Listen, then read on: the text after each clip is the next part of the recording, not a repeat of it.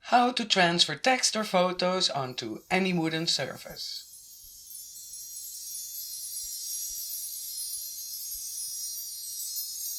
In this video, I'll be discussing the materials, preparing the desired image or text, transferring the image or text. I give you ideas for picture frames, and I show you how to apply spray lacquer. Items you'll definitely need are regular paper, a computer, a laser printer, it does not work with an inkjet printer, gel medium, acrylic medium or paint medium, wood, best untreated but works on treated wood as well, scissors, pencil, eraser, ruler, water in a cup, a clean kitchen cloth, a ball of socks, and paintbrushes.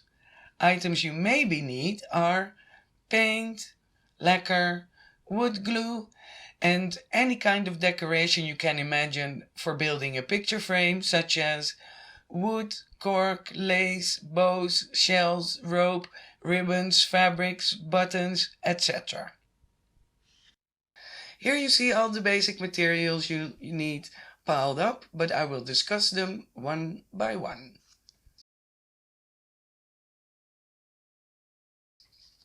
First I show you the gel medium, paint medium or acrylic medium. If you look it up online, you find many different products with many different consistencies. So here, I will show you first which one to get. Look, it's almost like a white glue, it's very thick.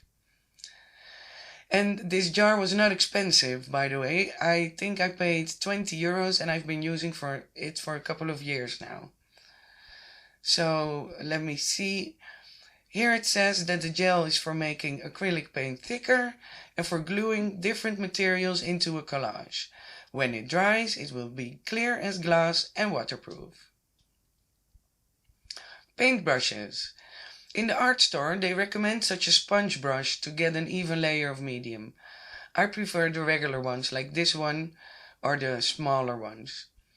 The coarser the hairs, the more structure you get in the medium, of course, but you can always just flatten it like this with your finger. The ball of socks. You'll need the softness of the socks to transfer the paper onto the wood and to get it to stick into all the unevenness of the structure of the wood. So get them ready. Lacquers. I have two spray lacquers, one glossy and one matte. Shake them very well before using. Oh yeah, and it's said that glossy brings out the colors better, and I have a matte one to use on projects with text so you can read it better without too much shine. Wood. Well, you can use any type of wooden object or planks really.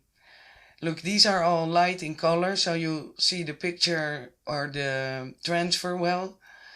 And the more color difference in the wood, the more it will shine through the picture. These are old floor parts that I've saved, and I just glue parts together any way I like with the wood glue, like here in between. But you know how to do this, so I won't show you that. Okay. Preparing the document for printing. Open a new Word document and go to Insert. Click on Pictures and then on this device. This will automatically open your picture folder. When using a geometrical picture like this, you are not required to rework it or flipping it because it's geometrical, but you can, of course. You can change the size by dragging a corner, and since you automatically are in picture format when inserting a picture, you can adjust the colors, the shading, transparency, if you like. You don't have to, of course. When you're using a picture with a face, though, you really need to flip it to a mirror image to make it correct, since we'll stamp the image onto the wood. So go to Layout, go to Rotate, go to Flip horizontally, et voila. When using a text, there are different problems. For example, fitting your text onto one page. The easiest way to do this in Word is with a table. So go to Insert, and I'm inserting a table with 2 columns since my text is a song. Now I just move each verse into a cell of the table, making the text fit on one page. Like this. When you're done, you can adjust the borders by dragging them around and fitting your text neatly on the page. When you're happy, you want to take away the borders of the table, of course. This is easy. To do this, click right within the table, go to Table Properties, Borders and Shading, top left click on None, OK, and again OK, and they're gone. Now we just have to flip the text. A solution in Word is using a text box. Get a new page and go to Insert, then go to Text Box. We're not using the pre-formatted ones, but go below here, draw a text box. Go to your new page and draw a rectangle. You can adjust it later. Now go back to your text, select everything carefully. Make sure that you select the whole table. Click on Copy or use Ctrl+C as I would do. Go back to the text box, click in the text box, and click on Paste or type Ctrl+V. Now adjust the text box to your liking. You can drag the edges, and at the top you can move the whole thing to the middle. And now go to Shape Format and flip horizontally. Click on the side. Hey, voila, we've done it. Now it's ready to print. Look, here you see why I did this. Now we have a mirror image, but we're going to stamp it onto the wood, so you'll see it's going to be readable. Okay, let's make the magic happen. Firstly, cut your print to the wanted size. I will cover this whole square, but you can also do half or a regular shape, of course, or rip it. The rugged look is also very nice.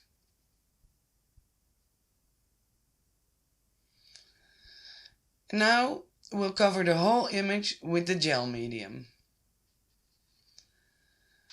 Oh yeah, better put something under it. I was already making a mess.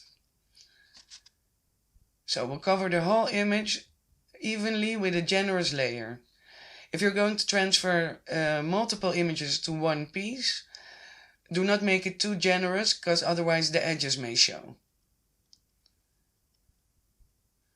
Okay, now we're going to use our ball of socks, so get them ready. Pick up your image carefully and apply it to the wood, starting in a corner. Like this. Press it down really gently with the ball of socks, so that you don't get any air bubbles, because these will show. Oh look, I moved it.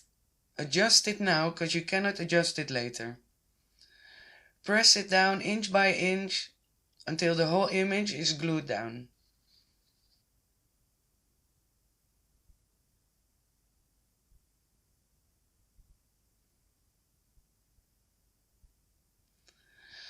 Now really take your time pressing the paper into all the unevenness of the wood structure.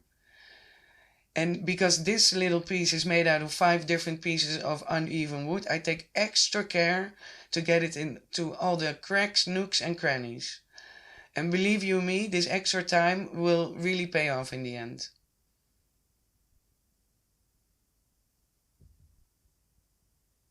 Now we let it dry very well until the next morning. Take the cup of water and the kitchen cloth. Wet a corner of the cloth like this and start wetting the paper. You'll already see the image come through.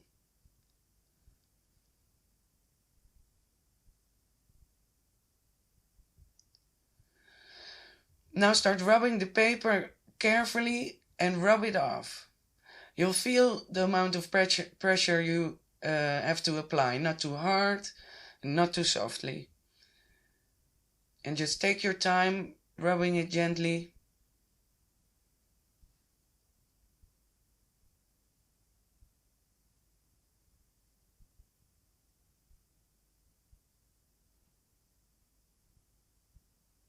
Some cloths work better than others. I find that these microfiber thingies work very well.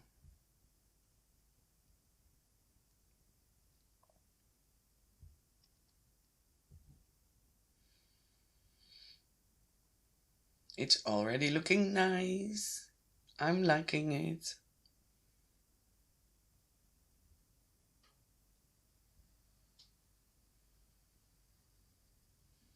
Look, it's looking great, but remember, it's still wet.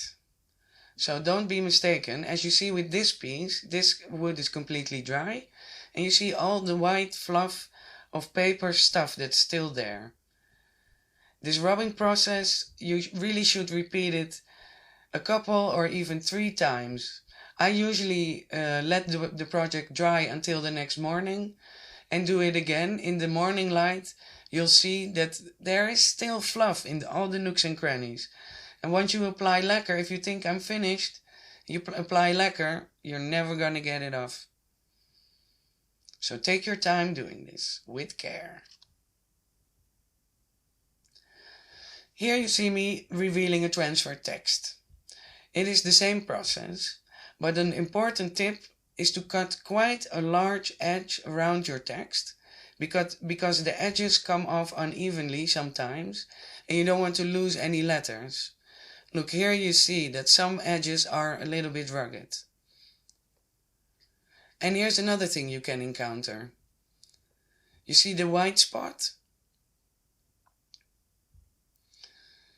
It means that some of the gel medium is on the wrong side of the paper. But no panic, this does not matter. Just massage in the water with a little bit more care and apply a little bit more water if needed. This will soak in while you work at another place of your piece. It will be fine in a minute, really. Watch this.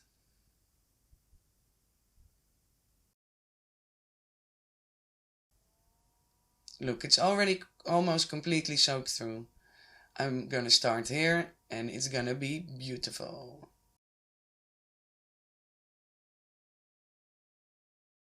Ta-da!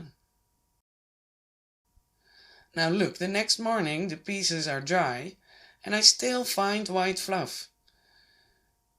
So make sure you really do this with care. I promise you.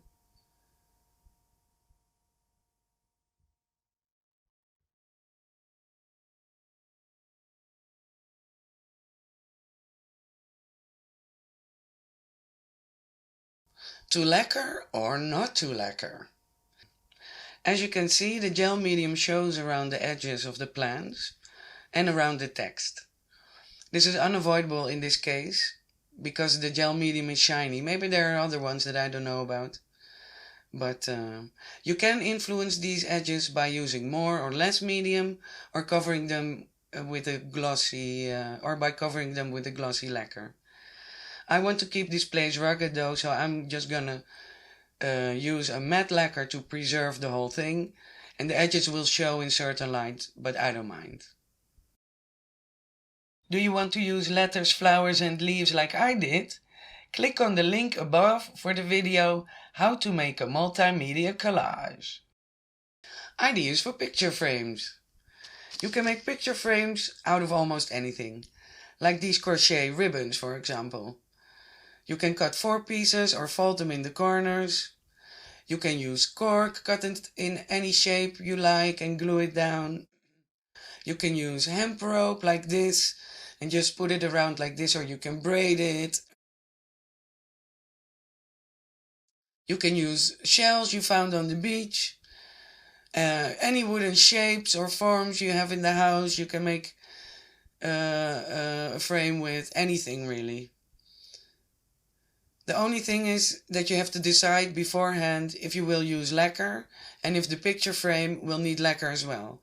When using cloth like these crochet ribbons, you should lacquer first and make the frame after, of course. When applying lacquer, shake extremely well first and then start spraying before your project and end after it. This way you get a nice and even layer.